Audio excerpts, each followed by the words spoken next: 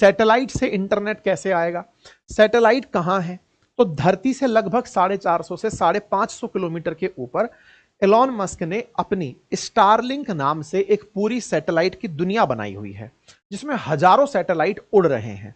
उन सैटेलाइट्स के माध्यम से इंटरनेट दुनिया के 130 देशों में पहुंच रहा है। भारत फिलहाल यूज भले ही ना कर रहा हो, वो फ्रीक्वेंसी उसकी भारत में उपलब्ध है। भारत यूज करे तो यूज कर सकता है। भारत ने इनको रोक लगा रखी है।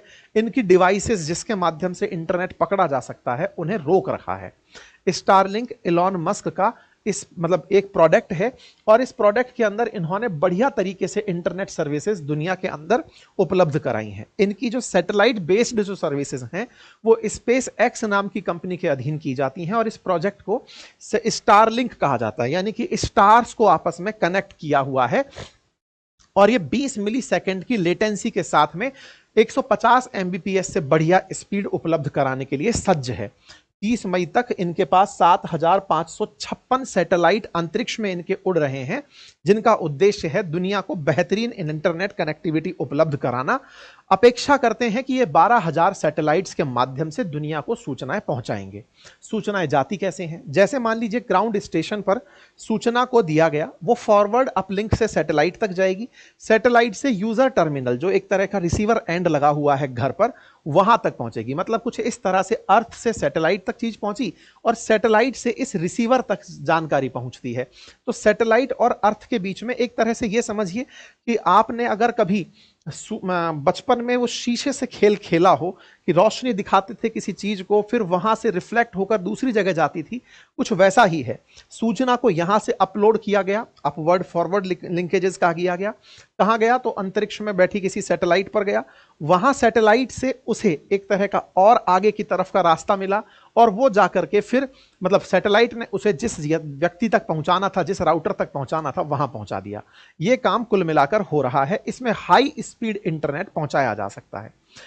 आज की तुलना में इसकी अपेक्षा ज्यादा हो क्यों रही है? ऐसा इसमें है क्या खास? खास सिर्फ इसमें इतना है कि जहां आज हमारे टावर होते हैं वहां इंटरनेट पहुंचता है, लेकिन स्टारलिंक के केस में अगर आपके पास इनका वो डोमेन है, या फिर इनका जो राउटर जो है, अगर वो किसी व्यक्ति के पास है, तो वो बढ़िया से इंटरनेट एक्सेस कर सकता है वाया सैटेलाइट। नंबर एक, ये जो इनका मॉडेम कहिए या फिर इनका जो रिसीवर है, ये रिसीवर अगर आप पानी में हैं यानी कि समुंदर में है तो भी आप सैटेलाइट से ले सकते हैं।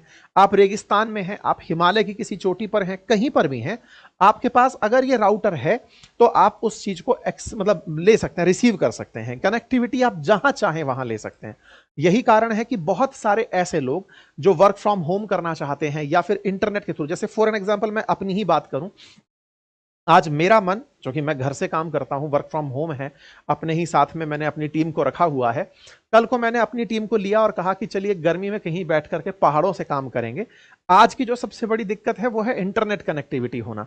लेकिन अगर इस तरह से इंटरनेट उपलब्ध हुआ तो व्यक्ति दुनिया में कहीं भी बैठ करके, क्योंकि इंटरनेट हाथ में है आपके, तो काम कहीं से भी डिलीवर हो सकता है। तो ये अपने आप में बहुत सारे लोगों के लिए तमाम प्रकार से उपयोगी चीज हो सकती है। हवाई जहाज से ट्रेवल कर रहे हो या फिर पानी के जहाज में हो, सब जगह ये बेहतरीन कनेक्टिविटी प्रोवाइड करता हुआ दिख रहा है। सिक्योरिटी सर्विसेज के लिए भी ये बड़ी चीज है। जैसे रशिया यूक्रेन के केस में, जैसे रूस ने उनके सारे टावर गिरा दिए, तो ये तब भी काम आया यूक्रेन को एक जैसे एक कनेक्ट करने में। तो यानी सिक्योरिटीज के हिसाब से, जैसे कभी अर्थक्वेक आ गया, कहीं कुछ हो गया, तो ये मशीन जो है सैटेलाइट इंटरनेट की वजह से बड़ा फायदा देगी। चैलेंजेस क्या थे? चैलेंजेस यही थे कि आप कहीं से भी ऑपरेट कर सकते हो, फिर तो देश के दुश्मन भी ऑपरेट कर सकते हैं। और सिक्योरिटी के मामले में चैलेंज ये कि ये तो वाया सैटेलाइट जा रहा है, तो फिर आप ट्रैक कैसे करोगे? भारत को दिक्कत यही थी। जब ये सैटेलाइट इंटरनेट देने आए तो भारत ने इनके सामने परेशानी यही रखी कि आप ये जो सर्विसेज दे रहे हो, इस पर हम कैसे कंट्रोल रख पाएंगे, बस इतना बता दो। तो इन्होंने उस समय पर जो प्लान दिया था वो तो यही था कि साहब सैटेलाइट लगा दी हैं, जाने दो, क्या दिक्कत है, कौन आपका क्या बिगाड़ रहा है। भारत ने कहा कि हम दो तरफ तो शत्रु लेके बैठे हैं, हमारे इंटरनल आंतरिक रूप से भी कन्फ्लिक्ट बने ही रहते हैं, कहीं नक्सलवाद चल रहा है, कहीं कुछ चल रहा है। ऐसे में हमें आवश्यकता है कि हम जिस तरह से टेलीकम्युनिकेशन को, रिसीवर्स को रीड कर पाते हैं। देखिए आज क्या है कि आज हम जब भी कहीं इंटरनेट कनेक्टिविटी को रोकना चाहें, पुलिस रोक पाती है, किसी का कॉल इंटरसेप्ट करना चाहे तो कर पाती है। तो बोले हमें एक तो ये इंटरसेप्ट करने की फैसिलिटी दो। दूसरा, आपके स्टारलिंक का जो मुख्यालय है यानी कि जो भारत में ऑपरेट करेगा वो इंडिया में बना कर दो, यहीं से डेटा सैटेलाइट पर अपलोड होगा। हमारी सिक्योरिटी सर्विसेज जब चाहे इंटरनेट रोक सकती हैं, जब चाहे कॉल ट्रेस कर सकती हैं। ये सारी सुविधाएं हमें इंडिया में चाहिए।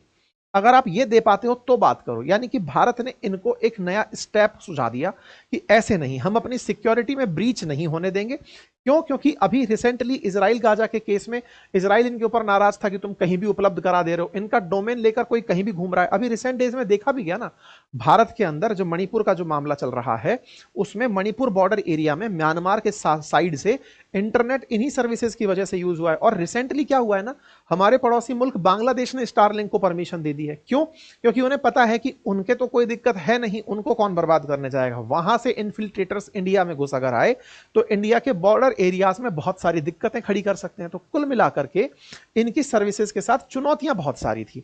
और जब हमारे पड़ोसी देश में इस तरह की सर्विसेज शुरू हो जाए तो भारत के लिए अपने आप में एक चिंता का विषय है।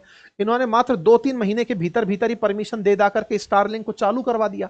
भाई साहब, इन्होंने तो 20 मई के दिन स्टारलिंक शुरू करवा दिया कि चालू हो गया। इसलिए भारत को अब सोचना पड़ रहा है कि हमें शुरू तो करना पड़ेगा, लेकिन इनको साथ लेकर करना पड़ेगा कि भाई हमें बताओ हमारी सुरक्षा में तुम किस तरह से काम कर सकते हो। ये तो अदरवाइज बहुत पहले ही निकल लिए थे। अगर आप 2021 में देखें तो ये तो पहले से ही प्री बुकिंग करके इंटरनेट सर्विस बेचने निकल पड़े थे कि हाँ भाई ले लो, जहां जहां टावर आ रहा है ले लो, सब ले लो। भारत ने लेकिन तुरंत प्रभाव से इसको रोका कि भाई बिना लाइसेंस के आप काम नहीं कर सकते, इंडिया में पहले लाइसेंस लो तब जाके काम करना। इलॉन मस्क की कंपनी को वापस अपने डब्बे लेने पड़े। ये तो एडवांस बुकिंग चालू कर दिए थे, भारत से बिना पूछे ही डब्बा बेचना शुरू कर दिए थे। ले जाओ, इंटरनेट तो मैंने पूरे दुनिया में उपलब्ध करा दिया है। भारत ने खुद से पहले 5G सर्विसेज उपलब्ध कराई और साथ साथ ये तय किया कि भैया बिना लाइसेंस के आप लोगों को हम परमिशन नहीं देंगे। इस बीच में इलॉन मस्क प्रधानमंत्री मोदी से मिले भी थे, हालांकि तब तक ट्रंप का शासन नहीं आया था। भारत ने अपनी तरफ से अपनी परेशानियां बताई कि देखो हम आपको स्थितियां मजबूत करके दे देंगे, आपको करना है काम करो, लेकिन इससे पहले आपको हमसे लाइसेंस लेना पड़ेगा। ऑलरेडी जो हमारे देश में स्पेक्ट्रम खरीद के, क्योंकि जो हमारे देश की ऑलरेडी कंपनियां वो $20 बिलियन तक इन्वेस्ट कर चुकी हैं टेलीकॉम सेक्टर के अंदर, आप अचानक आए, सस्ते में माल बेचे और लेके निकल गए तो उनका तो मामला ही फैल जाएगा। तो हम अपनी कंपनियों को कैसे बचाएंगे? तो आप पहले कोई ऐसा प्लान लेकर आओ जिससे आप उनके साथ आ सको, वो आपकी वजह से इनसिक्योर फील ना करें जो हमारे देश की ऑलरेडी कंपनियां हैं। यही कारण है कि स्टारलिंक ने भारतीय एयरटेल के साथ और रिलायंस के साथ, दोनों के साथ टाई अप किया है कि भैया माल तुम ही लोग बेचना हमारा, क्योंकि हम तुम दोनों की वजह से ही एंट्री कर पाएंगे, अदरवाइज तुम खफा हो गए तो हमारा कुछ भी नहीं चल पाएगा। तो इस तरह से भारत ने इनको पूरी तरह से परमिशन दी और कहा कि हम तुम्हें परमिशन दे रहे हैं, इन प्रिंसिपल अप्रूवल है, तुम अपना काम शुरू कर पाओगे और फाइनल तुम्हें लाइसेंस भी दे रहे हैं, काम करोगे, लेकिन इस पूरे काम के लिए हमारी शर्तों को तुम्हें सोचना होगा। तो भारत की शर्तें थी और भारत की शर्तों को इलॉन मस्क ने माना और मानने के बाद भारत ने 3 सर्विस शर्तें मनवाई। पहला, इंटरनेट सेवा बंद करने का कंट्रोल सेंटर भारत में बनाओगे। दूसरा, सुरक्षा एजेंसी कॉल इंटरसेप्ट करने की इजाजत हो कि उनको कॉल इंटरसेप्ट जब करना हो वो कर सकें। और सैटेलाइट के जरिए अगर कहीं विदेश में कॉल किया जा रहा है तो पहले स्टारलिंक के गेटवे पर उसे लाना होगा, इसके बाद टेलीकॉम ऑपरेटर उसे विदेश में फॉरवर्ड कर सकेंगे। ऐसा नहीं कि उठाए और टिका दिए, ऐसा नहीं, पहले आपको हमें बताना होगा। और इसके लिए बाकायदा इनसे अपने परमिशन लेटर मांगा कि बताओ कैसे कैसे तुम हमसे क्या क्या चाहते हो।